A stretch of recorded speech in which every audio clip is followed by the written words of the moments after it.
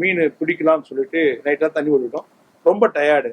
அதனால ஒரு 3 மணிக்கு படுத்தோம். காலை 5 மணிக்கு எழுந்துக்கலாம். டயர்டில் படுத்துட்டு வெயில் வரதுக்கு முன்னாடி எடுத்து பிடிச்சிருவோம் அப்படின்னு சொல்லிட்டு நாங்கள் கொஞ்சம் களைப்பில் தூங்கிட்டோம். தூங்கிட்டு பிறகு பார்த்தீங்கன்னா இந்த நாரை கொக்குலாம் வந்து எல்லாத்தையும் எடுத்து போயிடுச்சு. இது எங்களுக்கு தெரியாது. காலைல 5 மணிக்கு எழுந்து பார்த்தா மீனை காணோம். கொக்கு வந்து உட்கார்ந்த கால் வச்சுதான் தெரியுது. அதெல்லாம் சாப்பிட்டு அந்த இடத்துல டாய்லெட் பண்ணிட்டு போயிடும். நீ வேற எதுவும் தேடாத, நாங்க தான் வந்து எடுத்து போயிட்டோம் அப்படின்னு ஒரு அடையாளத்தை காட்டிட்டு போயிடுச்சு. அது பிறகு நான் எனக்குள்ள ரொம்ப சோர்வு. இவ்வளவு முயற்சி எடுத்தோம். 45 நாள்ல எல்லாரும் வந்து 45 நாள் எடுத்துருவாங்க. நான் வந்து 90 நாள் ஆக்குறதுன்னா கொஞ்சம் காசு கொஞ்சம் கூடுதலா கிடைக்குமே அப்படின்றது என்னோட யோசனை. ஆனா இப்படிப்பட்ட ஒரு சூழ்நிலையில கடைசியா பார்க்கும்போது அந்த காசுலாம் வந்து பாத்தீங்கன்னா யாரும் எனக்கு ஹெல்ப் பண்ணல. எல்லாமே வந்து தண்டலுக்கு வாங்கி வட்டிக்கு வாங்கி அடைச்சிருவோம். ஏன்னா ஒரு 10 காசுக்கு ஒரு மீன் வாங்கி ஒரு 150 ரூபாய் விற்குதுன்னா எல்லாம் செலவு போக நம்மளுக்கு வந்து ஒரு மீனுக்கு வந்து 100 ரூபாய் நிற்கும். 90 நாள்ல 10,000 மீனுக்கு கணக்கு போட்டா எவ்வளவு ஆச்சு? அது மாத்திரம் இல்லாம இந்த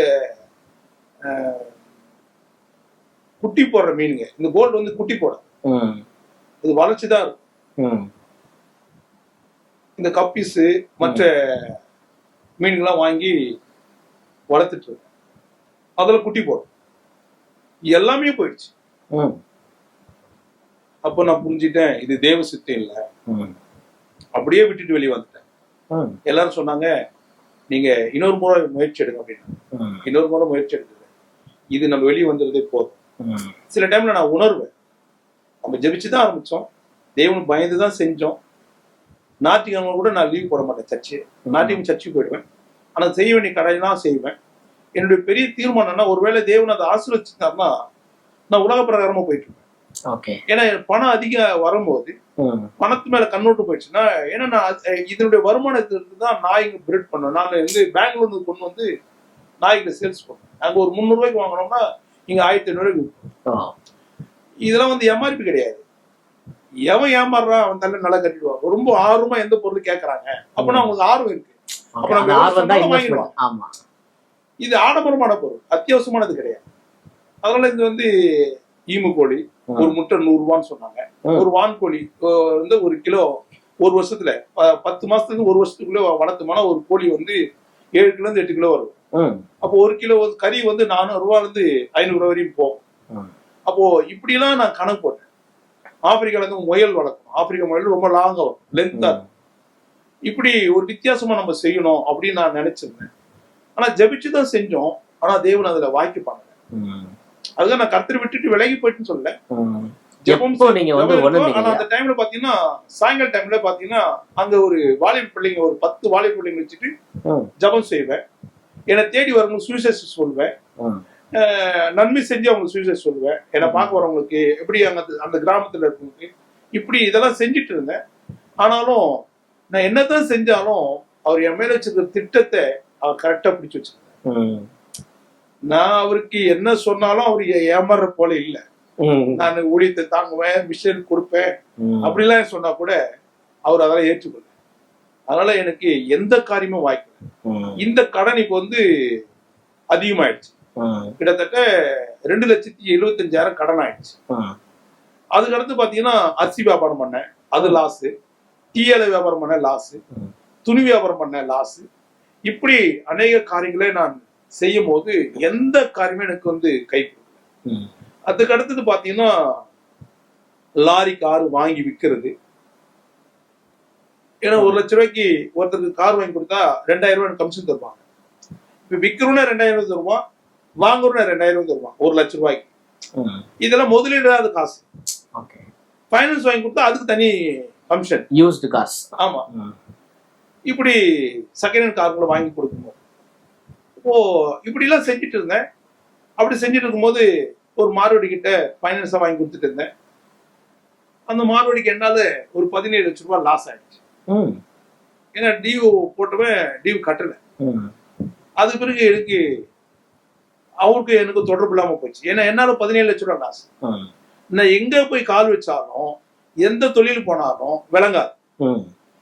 ஒண்ணு எனக்கு நஷ்டம் வரும், இல்ல என்னால முதலாளிக்கு நஷ்டம் வரும். இப்படி அநேக காரியங்களை நான் யோசிக்க ஆரம்பிச்சேன். எதுவுமே தேவசத்தில் இல்ல. இப்ப இனி நம்ம வாழ்றதை விட செத்து போகலாம்னு நினைக்கும் போது தற்கொலை பண்ணி செத்துட்டா நரகத்தம் போகணும்னு வேதம் தெளிவா சொல்லி தருது. நான் பிரசங்கில சாலமன் சொல்றாரு, உன் காலத்துக்கு முன் ஏன் சாக வேண்டும்னு சொல்றாரு. அப்போ தற்கொலை பண்ணி செத்துட்டா இப்படி ஆயிடும் அவன் சொல்லிட்டு, ஏன்னா கடன்காரன் என்ன விரட்டுவாங்க, சிலர்கிட்ட நான் கடன் வாங்கிட்டு தர கஷ்டப்படுவேன், சிலர்கிட்ட சீட்டு சேரும், இந்த 10,000 ரூபாய் சீட்டு 10 மாசம் சொல்லுவாங்க. அப்போ அதில் என்ன பண்ணுவோம்னா ஃபர்ஸ்ட் மாசம் எடுத்துருவேன். ஏன்னா நம்மளுக்கு யாராவது தண்டனை கேட்டோம்னா ஜாமீன் நிற்கணும், எதனா சொல்லணும். ஆனா இது அப்படி கிடையாது. சீட்டை சேர்ந்துட்டு போனா 10,000 ரூபாய் சீட்டு 5,000 ரூபாய் தள்ளு பண்ண கூட எடுத்துருவேன். ஏன்னா கட்டினா தானே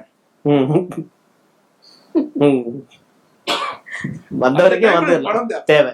இப்படி எங்கெங்கெல்லாம் சீட்டுக்கு பிடிக்கிறாங்க அவங்க ரொம்ப அருமையா பேசி அவங்களோட சீட்டை சேர்ந்து, சீட்டு முதல் சீட்டு நான் தான் எடுப்பேன். அப்படி யாருன்னா எடுத்துட்டாங்கன்னா சீட்டை விட்டு கேன்சல் ஆயிடும். ஏன்னா 2வது சீட்டு வந்து கம்பெனி ஃபுல் காசு கட்டணும். 10,000 ரூபாய் சீட்னா 1000 ரூபாய் கட்டி ஆகும். 20,000 2,000 ரூபாய் கட்டணும் 2வது சீட்டு. இப்படி கடன் அதிகமாயிடுச்சு. இந்த கடன் அதிகமாயிட்ட பிறகு எங்க வீட்டுல யாரும் கடனுக்கு பொறுப்பெடுக்க, கடனை பொறுப்பெடுக்காம என்ன கேட்டா கடனை கொடுத்தீங்க அப்படின்னு கடன்காரன் தேடி வரும்போது எங்க அப்பா வந்து எனக்கு சின்ன வயசுல இருந்து இந்த வயசு வரைக்கும் எங்க அப்பா இப்ப வந்து 81 வயசு ஆகும். எங்கேயுமே ஒரு ரூபா கூட கடன் வாங்கினது கிடையாது. அவர் அப்படி இருந்துட்டார். ஆனா நான் வந்து கடன் வாங்குறது ரொம்ப துணிச்சலா வாங்கினேன். ஏன்னா தொழிலுக்காக தான் வாங்கினேன். தொழில் மேல வந்தா நமக்கு இந்த லாபத்தை எடுத்து கடன் அடைச்சிருவோம் அப்படின்னு. ஆனா கர்த்தருடைய சித்தம் வேற, என்னுடைய சிந்தனை வேற. அப்படி இருக்கும்போது இந்த கடனை அதிகமாகும் பிறகு கடன்காரன் என்னை விரட்ட ஆரம்பிச்சிட்டான். விரட்ட ஆரம்பிக்கும் போது ஒரு கடன்காரன் என்னை ரொம்ப டார்ச்சர் கொடுக்க ஆரம்பிச்சான். அப்ப நான் ஒண்ணு சொன்னேன், நீ என்ன ரொம்ப டார்ச்சர் பண்ணேன்னா போலீஸ் ஸ்டேஷன் முன்னாடி போயிட்டு மண்ணெண்ணெய் கிணத்து மேல ஊத்திடுவேன், உன் பேர் எழுதி வச்சுருவேன் அப்படின்னு. அவன் கொஞ்சம் பயந்தான்.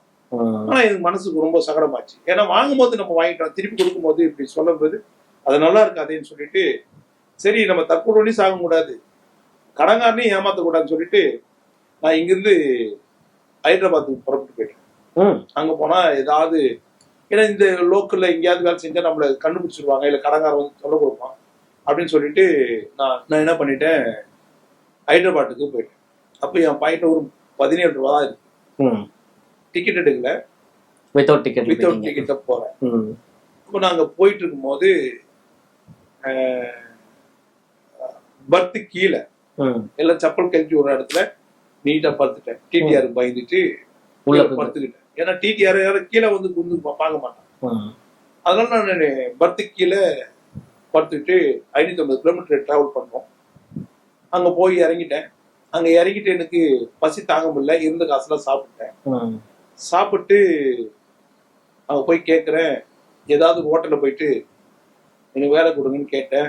ஏதாவது ஒரு ஹோட்டல்ல எச்சு தட்டை கழுவியோ டேபிள் தொடச்சா 3 வேளை சாப்பாடு கொடுப்பான், தங்க இடம் கொடுப்பான், ஏதோ பேக்கெட் பண்ணி செலவுக்கு கொடுப்பான். ரொம்ப நம்ம அதிகமா எதிர்பார்க்க முடியாது, ஏன்னா நம்ம கிட்ட படிப்பு இல்லையே. அப்படி சொல்லிட்டு நான் அங்க போய் உட்காந்து அங்க போய் வேலை கேட்கும் போது எனக்கு தெலுங்கு தெரியல, அவங்க தமிழ் பேசுறேன். அப்போ ஒரு மனம் உடைஞ்சு போய் இனி நம்ம வாழ்றதுக்கு வாய்ப்பு இல்லை அப்படின்னு சொல்லி மனம் உடைஞ்சு போயிட்டு இனி நம்ம வீட்டுக்கு போக கூடாது அப்படின்னு சொல்லி 2004 ரயில்வே தண்டவாளத்துல தலை வச்சு செத்துருவோம். ஏன்னா நம்ம அட்ரஸ் யாரும் கண்டுபிடிக்க முடியாது. ஏன்னா அந்த நாட்டுல பாத்தீங்கன்னா ரொம்ப லாங்கெல்லாம் போயிட்டு வண்டிகளை வாங்க கொண்டு போகுது, அதனால வீட்டை தேட மாட்டான். ஏதோ வண்டி வாங்கதான் போயிருக்கா அப்படின்னு சொல்லி என்ன தேட மாட்டாங்க. அந்த சிதில நான் போயிட்டேன். அப்படி போயிட்டு பிறகு நாங்க ரயில்வே தண்டவாளத்துல தலை வச்சு செத்துருவோம், ட்ரெயின் வரும்போது செத்துருவோம் அப்படின்னு நான் ரயில்வே தண்டவாளத்தை தேடி போகும்போது ஆண்டவராகிய இயேசு கிறிஸ்து என் வழிகள்லாம் அவர் அறிந்தார். ஓ ஆண்டவர் என்னோட பேசுறார், மகனே நீ சாகக்கூடாது, வேற வழி எனக்கு தெரியாத, நீ திரும்பி போ அப்படின்னா. திரும்பி போனா என் கடனை யாரும் அடைக்க முடியும்? உன்னை கொண்டு மரித்து போகிறவளை மறிக்கிற தருவாயில் இருக்கிறவங்க நான் உன்னை கொண்டு அற்புதம் செய்வேன். நானே மறிக்கிற சூழ்நிலை தான் இருக்கிறேன். ஏன்னா என் கடனுக்கு யாரும் பொறுப்பெடுக்க, உறவினர் இருக்கிறாங்க, அப்பா இருக்கிறாங்க, எல்லாமே இருக்கிறாங்க. நான் எந்த ஆடம்பரமான செலவுல போயிட்டு நான் தவறான காரியத்துக்கு பணத்தை செலவு பண்ணி அடங்காம ஆயிட்டா பரவாயில்ல. நம்ம உழைச்சோம், ஆனா உழைப்பு நம்மளுக்கு இல்ல, வருமானத்தை கொடுக்கல, லாபத்தை தரல. அப்போ மனம் உடைந்து போன பிறகுதானே அப்ப இனி எப்படி நம்ம வாழ போறோம் அப்படின்னு சொல்லும் போது ஆண்டவர் என்னோட இடைப்பட்டார். அப்போ சொல்லும் போது ஆண்டவர் என்னோட தெளிவா பேசுறேன். உன்னை கொண்டு நான் அநேகருக்கு நன்மை செய்வேன். எனக்கு நன்மை செய்ய யாருமே இப்ப எனக்கு யார் நன்மை செய்வா? இப்ப நான் திரும்பி போனாலும் எனக்கு காசு கிடையாது. இருந்த காசு சாப்பிட்டேன், பசி தாங்க மாட்டேன். சாப்பிட்டு வழியில கூட நடந்து போயிட்டோம்னா கூட ஆனா பசி தாங்க மாட்டேன். அப்படிப்பட்ட நேரத்துல ஆண்டவர் சொன்னாரு, நீ சாகக்கூடாது, காலத்து முன் சாகக்கூடாது. உன்னை நான் முன் குறித்த நோக்கம் இல்லை. எனக்கு படிப்பு இல்லை, அழகு இல்லை, பணம் இல்லை, எனக்கு வாழ வழியே இல்லை, நான் இனி எப்படி வாழ்வேன் அப்படின்னு பேசும்போது தான் ஆண்டவர் என்னோட திட்டவட்டமா பேசுவேன். அவர் சொன்ன உடனே நான் புறப்பட்டு திருப்பியும் அதே போல ஹைதராபாத் வந்து டிக்கெட். ஏன்னா சாக போறவனுக்கு சமுத்திரம் முழங்கால அளவுன்னு சொல்லுவாங்க. ஏன்னா சாகரவனுக்கு வந்து சமுத்திரம் எவ்வளவு ஆழம் தேவை. அப்ப சாக போறவன் சமுத்திரம் முழங்கால அளவு தானே. அது போல நான் துணிஞ்சுதான் நான் வந்தேன்.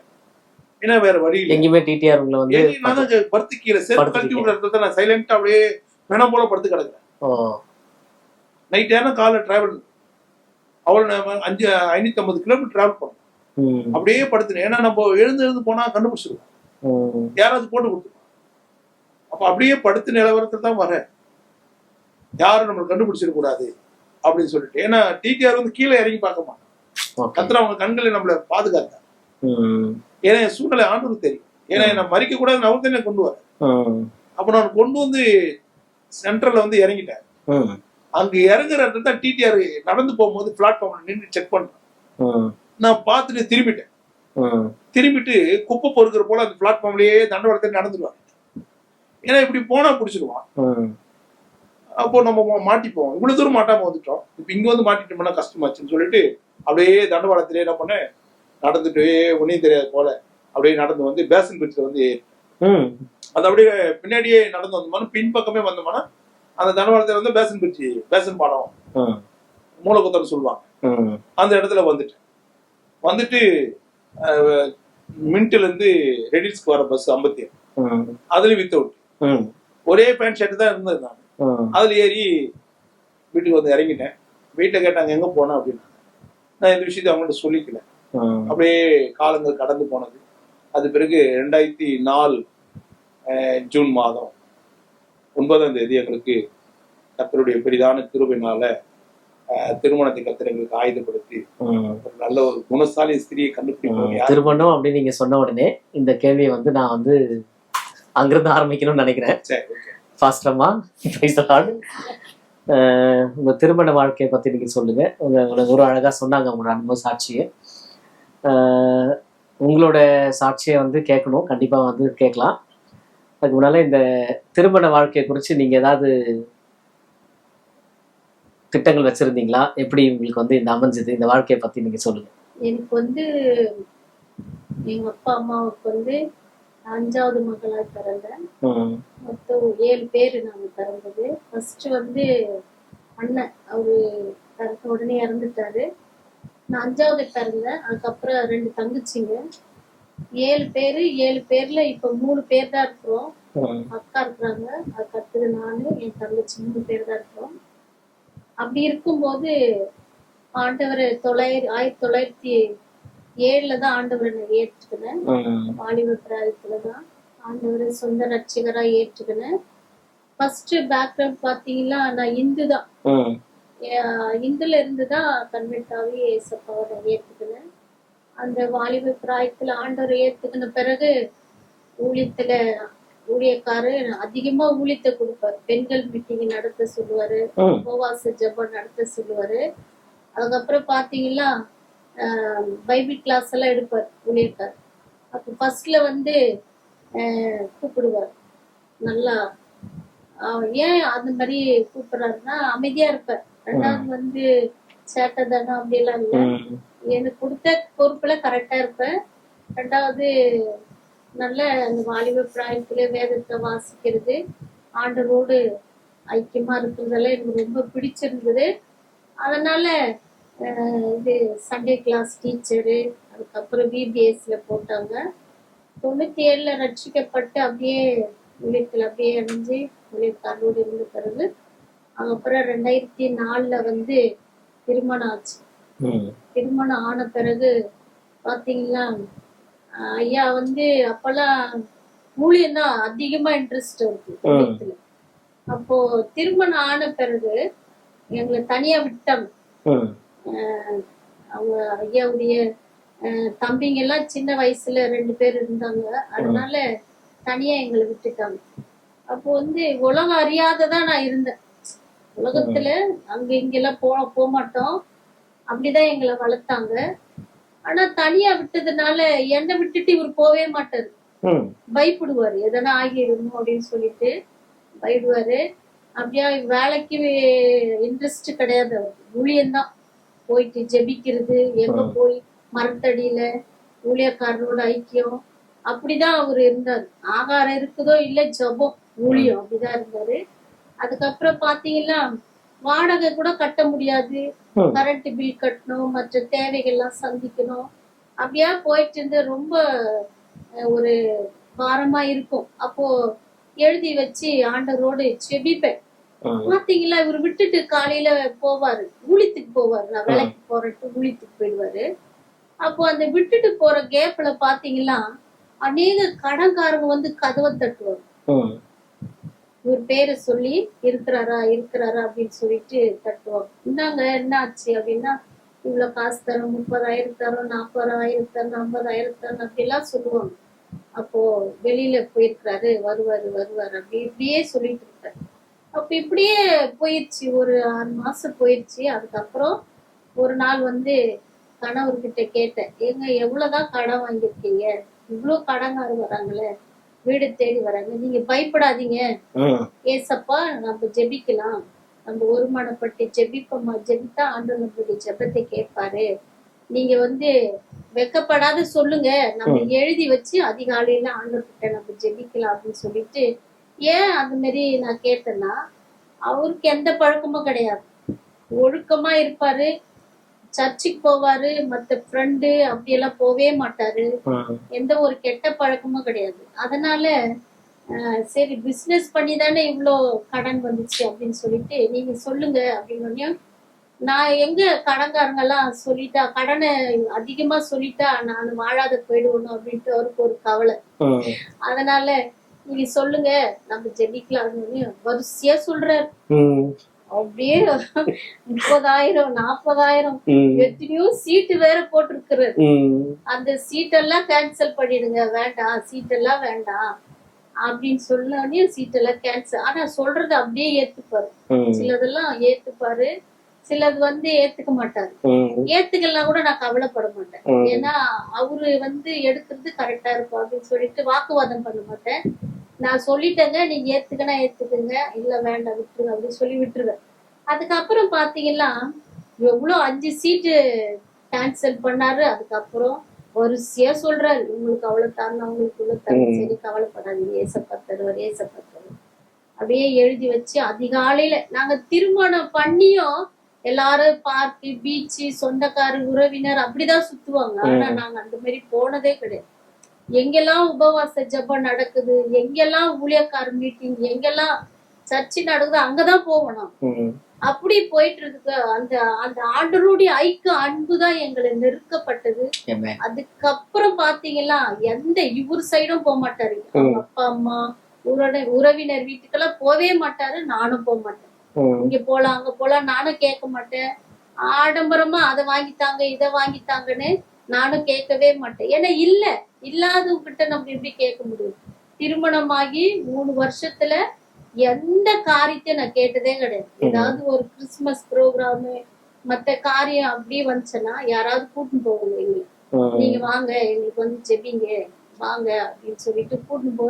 அங்க போய் சாப்பிடுற ஆகாரம் தான் எங்களுக்கு. அப்படியே நாங்க இருந்துட்டோம்.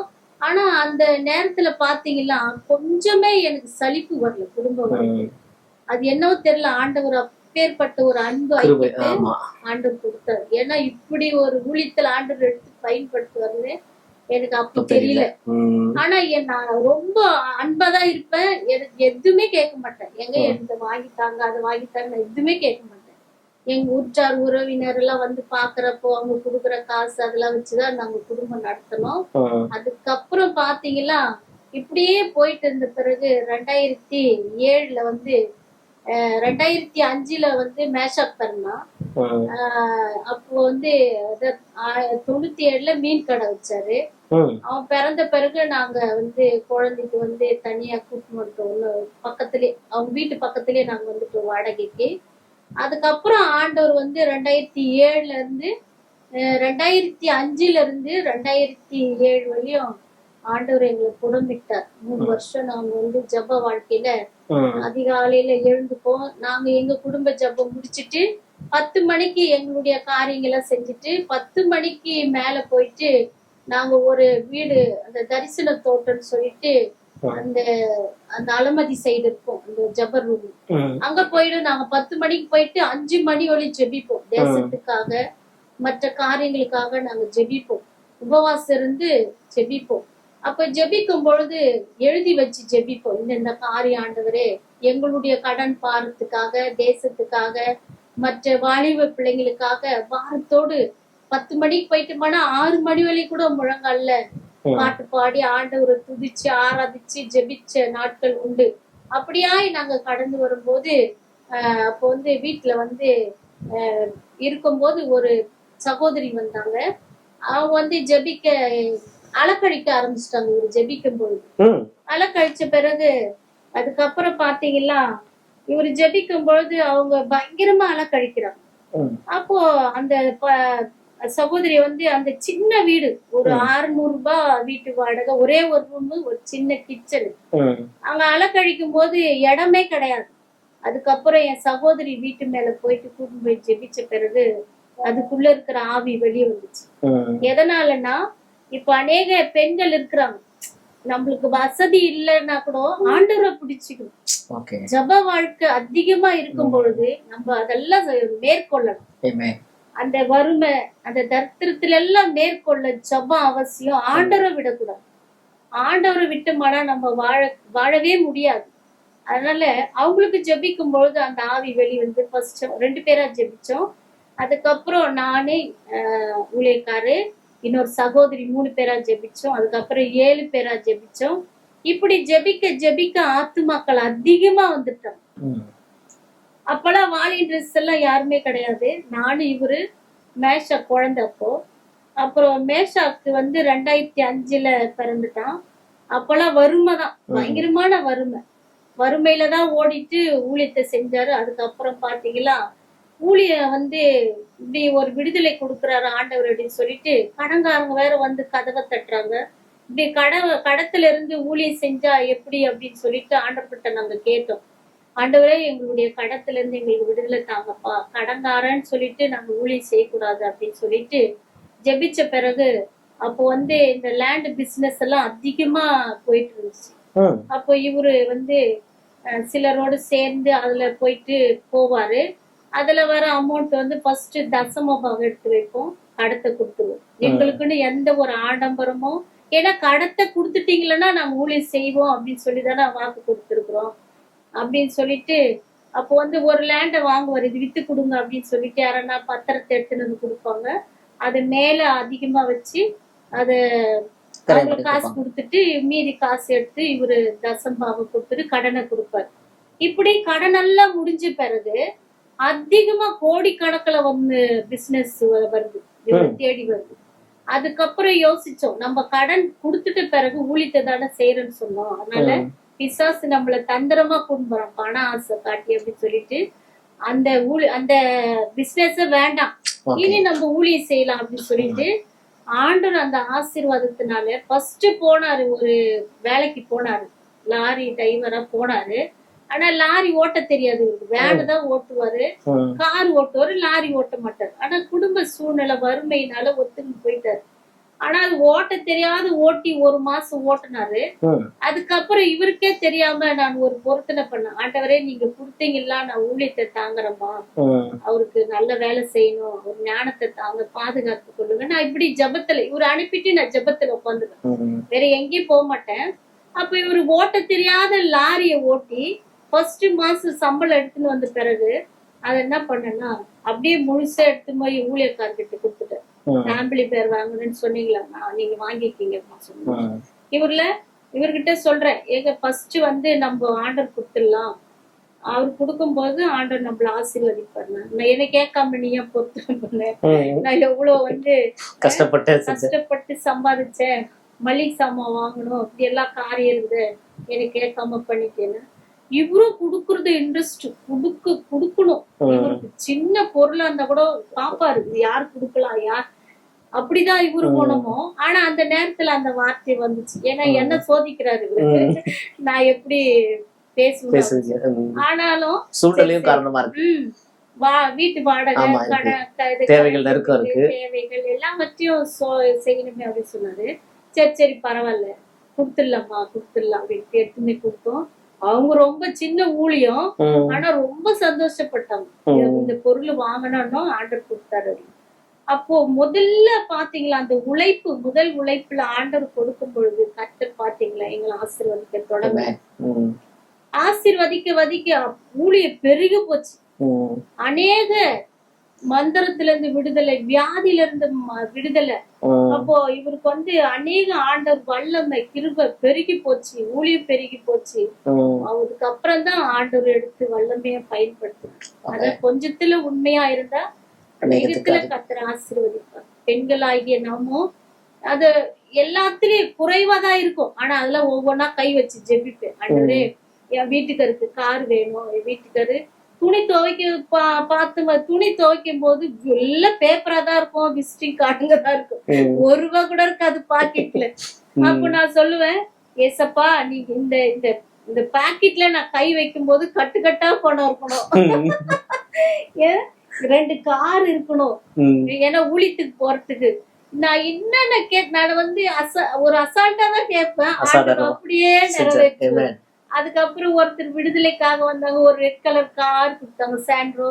இன்னொருத்தர் விடுதலைக்காக வந்தாங்க, ஒரு ஒயிட் கலர் கார் கொடுத்தாங்க. நான் என்னென்ன கேட்கணும் கர்த்தர் அது எல்லாத்தையும் ஆண்டர் கொடுத்தாரு. அதுக்கப்புறம் பாத்தீங்கன்னா ஊழியம் பெருகிட்டு துணி துவைக்க பாத்தீங்கன்னா அப்படியே பணத்தை அப்படியே சோப்புல அந்த அப்படியே ஊறிக்கிட்டு இருக்கும், பணத்தோட சேர்த்து கட்டுக்கட்டா இருக்கும். பாத்தீங்களா, இதை கூட பார்க்க மாட்டியா அப்படி எல்லாம் சொல்லுவாரு. பாத்தீங்களா, நம்ம வந்து மாயமாலமா வாழக்கூடாது, உண்மையா அர்ப்பணிக்கணும். நம்ம வார்த்தை, நம்ம நடத்தை எல்லாமே ஆண்டவர் நம்மள பாக்குறாரு, அந்த உண்மையதான் பாக்குறாரு. அந்த என்ன சொல்லுவாங்க, அது இன்னசென்ட் வெகுளியா இருக்கும்போது கர்த்தர் நம்மள நடத்துகிறார். ஆனா நம்ம எதை கேட்டாலும் ஆண்டவர் என் நாமத்தினால எதை நீங்க இதுவரை கேட்கலையே அப்படிதான் சொல்றாரு. ஆனா நம்ம கேட்கும் போது நம்ம உண்மையா இருந்து ஆண்டவருக்காக வைராக்கியமா இருந்து நம்ம கேட்கும் போது கர்த்தர் அநேகத்துல நம்மள ஆசீர்வதிக்கிறார். பாத்தீங்களா, நான் கேக்குறதெல்லாம் கொடுக்க ஆரம்பிச்சிட்டாரு. அதுக்கப்புறம் பாத்தீங்களா ஆண்டவர் ஊழியத்தின் பாதியிலே நடத்தினாரு, குடும்ப வாழ்க்கையில ஆசீர்வதிச்சாரு. 2008 சின்ன மகன் பிறந்தான். அதுக்கப்புறம் சபையை கட்ட ஆரம்பிச்சாரு. இப்படி அநேக காரியங்களை சொல்லலாம். ஆனா ஜபம்தான், ஜபம்தான். ஜபம் இல்லாத எதுவுமே சாதிக்க முடியாது. ஜபம் பிளஸ் நம்மளுடைய உண்மை பாக்குறாங்க. நம்ம கொஞ்சமா கொடுத்தா கூட அது எப்படி நம்ம யூஸ் பண்றோம், இது மத்தவங்களுக்கு பிரயோஜனமா போய் சேர்தான்னு ஆண்டவர் பாக்குறாரு. அதுக்கப்புறமா அதை வந்து மல்டிப்ளை ஆக்குறதுல ஆண்டவர் வந்து காரணமா கொடுத்து பாக்குறாரு. சின்ன ஒரு காரியத்துல கூட நம்மள கொடுத்து பாப்பாரு, அது எப்படி இருக்கிறோம் அப்படின்னு சோதிக்க போறாங்க. அதுல உண்மையா இருந்துட்டுமானா அடுத்தது ஆசீர்வாதம். கொஞ்சத்துல உண்மையா இருந்தால் அநேகத்துல அதிபதியா வைக்கிறன்ற வார்த்தையை நிரூபிச்சிருக்கிறாரு. இந்த இடத்துல எனக்கு ஒரு கேள்வி வருது பாஸ்டர் ஐயா, எந்த தருணத்துல நீங்க வந்து உணர்ந்தீங்க ஒரு நம்ம கிட்ட ஒரு விசேஷத்தை வரங்கள் கிரிய செய்து நம்ம ஜெபிக்கும் பொழுது இப்படிப்பட்ட டெலிவரன்ஸ் எல்லாம் நடக்குது, நம்மளுடைய பிரத்யேகமான அழைப்பு இதுதான், தேவன் நமக்காக வச்சிருக்கிற காலிங், இந்த டிவைன் காலிங் சொல்லுவாங்களே, அந்த மாதிரியான இந்த பிரத்யேக அழைப்பு இதுதான் அப்படிங்கிற உணர்ந்த தருணம்? எனக்கு வர இருக்குது எனக்கு தெரியாது. என்னை யாரும்